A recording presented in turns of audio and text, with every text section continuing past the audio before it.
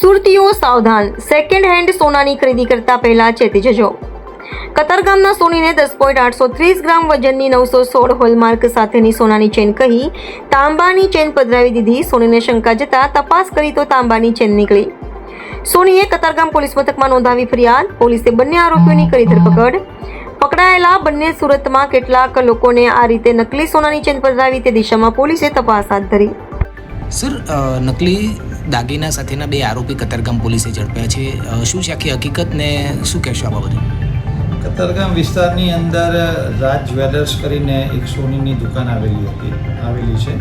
આ દુકાનના માલિક પાસે બે યુવકો એક સોનાની ચેન વેચવા માટે આવે છે અને જે ચેન હતી એની પર 916નો હોલમાર્ક મારેલો હતો અને જે રીતે ભાવ વેચનારોએ એક્સેપ્ટ કર્યો એ પરથી દુકાનના માલિકને થોડું શંકાસ્પદ જણાઈ આવેલું હતું.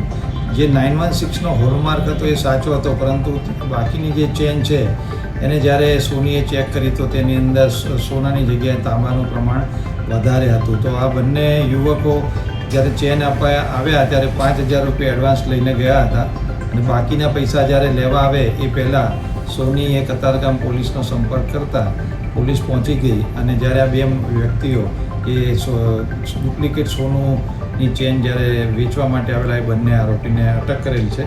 જેના નામ છે અફાન આરિફ જાનુ હસન, જે ધોરાજીનો રહેવાસી છે. બીજો છે પ્રિયાંક જગદીશ ગોધાસરા, એ પણ બહારપુર ધોરાજીનો રહેવાસી છે. બંને આરોપીઓને પોલીસે કસ્ટડીમાં લીધેલા છે અને એનું ઇન્ટ્રોગેશન ચાલુ છે કે આ લોકો 916નો હોલમાર્કની સાથે નીચેની ચેન ડુપ્લિકેટ કેવી રીતે બનાવતા હતા તે દિશામાં તપાસ ચાલી રહી છે.